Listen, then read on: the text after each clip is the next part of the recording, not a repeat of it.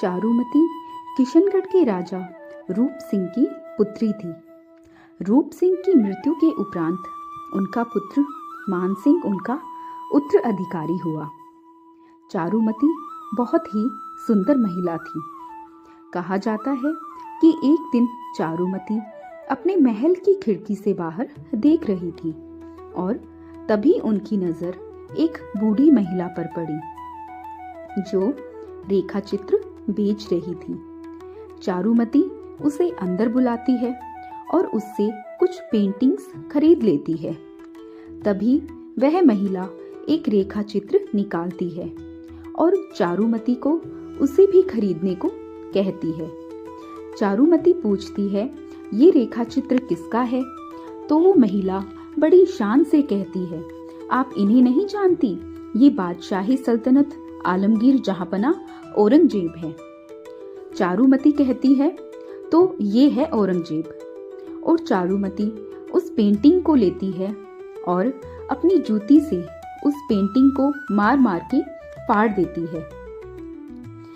और वो महिला ये सारा वृतांत जाकर के औरंगजेब को बता देती है। औरंगजेब को बहुत गुस्सा आता है और वो चारुमती से विवाह का प्रस्ताव भेज देता है। मान सिंह जो कि चारुमती के भाई थे, उनको विवश होकर ये प्रस्ताव स्वीकार करना पड़ता है।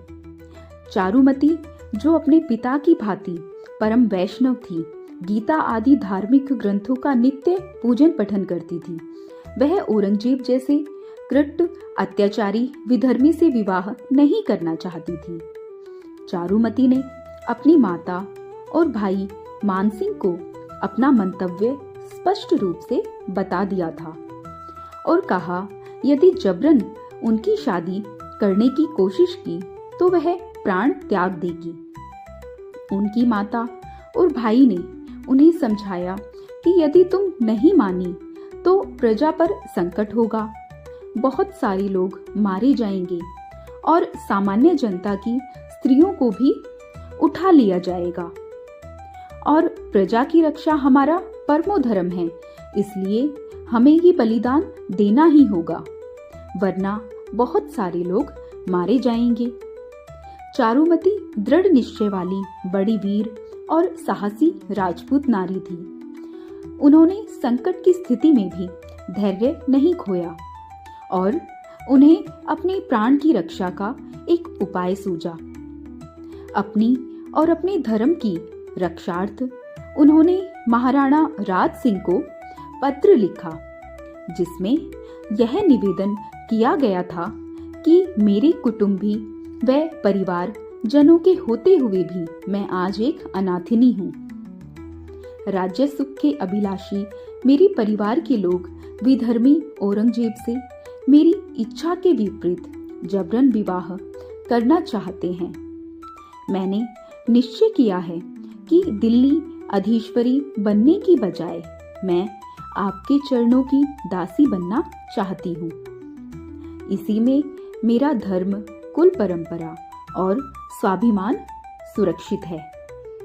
चारुमती का पत्र पाते ही महाराणा राज सिंह उनकी सहायता को राजी हो गए, लेकिन औरंगजेब को ये बात कहाँ मंजूर थी।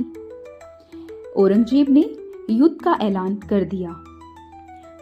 राज सिंह अपने सामंतों को बुलाते हैं और उन्हें कहते हैं कि मैं चारुमती से विवाह करने जा रहा हूँ और उधर औरंगजेब युद्ध के लिए सेना लेकर निकलेगा, तो आप भी मेवाड़ से सेना लेकर जाओ और जब तक मेरा विवाह संपन्न ना हो जाए तब तक औरंगजेब की सेना को अजमेर में ही रोक लेना।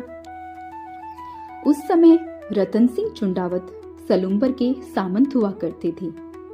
उन्हें सेनापति के रूप में नियुक्त किया गया। कहते हैं रतन सिंह चुंडावत के पास जब यह समाचार पहुंचाया गया तो रतन सिंह एक बार तो मना कर देते हैं, क्योंकि उस समय उनकी शादी को महज 7 दिन ही हुए थे। उनका विवाह हाड़ा चौहानों की बेटी सहल कंवर से हुआ था, जो बाद में हाड़ी रानी के रूप में प्रसिद्ध हुई। कहा जाता है सहल कंवर बेहद खूबसूरत महिला थी, पर जैसे ही उन्हें पता चलता है कि रतन सिंह का मन युद्ध में जाने का नहीं है, तो वे उन्हें समझाती हैं और कहती हैं कि ये जो मेवाड़ की हरावल है, ये इसलिए आपको मिली है क्योंकि चुंडा ने मोकल के लिए पूरे राज्य का त्याग कर दिया था। इसलिए सलुम्बर वाले चुंडावतों को सेनापति का अधिकार है और हरावल में मर मिटने का भी अधिकार है। आपका पहला कर्तव्य राज्य की रक्षा करना है। यदि आप नहीं जाएंगे तो आने वाली पीढ़ियों को क्या संदेश जाएगा।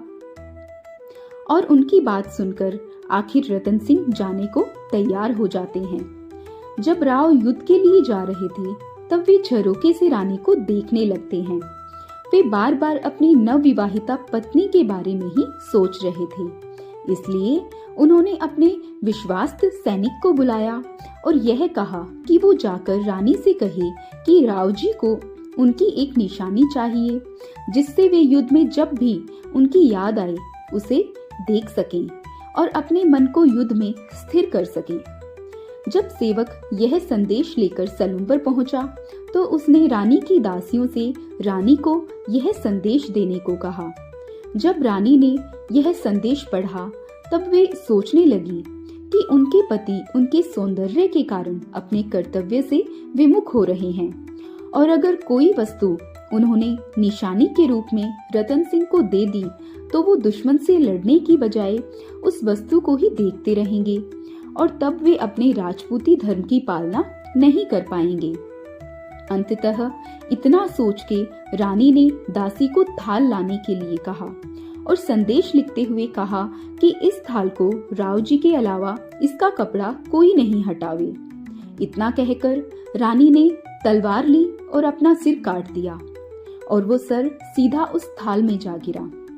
सेवक उस थाल को लेकर जल्दी जल्दी राव रतन सिंह के पास गया और उस थाल को देखकर राव की आंखें फटी की फटी रह गईं और सेवक ने रानी की निशानी देते हुए कहा, रानी ने उनसे कहा है कि वे युद्ध में एक क्षत्रिय की भांति अपने पूरे मनोयोग से युद्ध करें और शत्रु सेना का संहार करें। रानी के इस बलिदान ने रतन सिंह को उनका कर्तव्य याद दिलाया। तब राव ने रानी के बालों को 2 हिस्सों में विभक्त करके अपने गले में माला बनाकर पहन लिया और युद्ध करने के लिए चल पड़े। उस युद्ध में रतन सिंह ने बहुत वीरता दिखाई।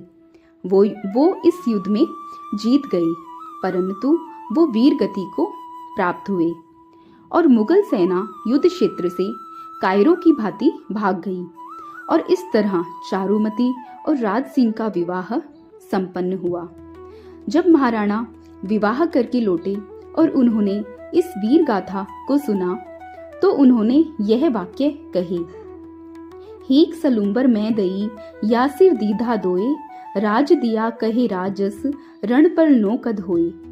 अर्थात मैंने केवल एक सलुम्बर दिया था, जिसके बदले मैं एक सिर लेने का अधिकारी था, लेकिन इन लोगों ने तो मुझे 2 सिर दिए हैं। मैं इस ऋण को पूरा मेवाड़ देकर भी नहीं चुका सकता। तो दोस्तों, ये थी हमारी आज की कहानी। यह कहानी केवल प्रेम की नहीं, कर्तव्य, बलिदान और क्षत्रिय धर्म की मिसाल है, जहां नारी ने त्याग का मार्ग दिखाया और पुरुष ने रण में प्राण देकर मर्यादा निभाई। ऐसे बलिदान इतिहास नहीं, राष्ट्र की आत्मा बनते हैं। चारुमती और रतन सिंह जैसे वीरों के कारण ही मेवाड़ आज भी शीश ऊंचा करके खड़ा है। अगर आपको आज की ये कहानी पसंद आई हो, तो वीडियो को लाइक और चैनल को सब्सक्राइब जरूर करें। धन्यवाद।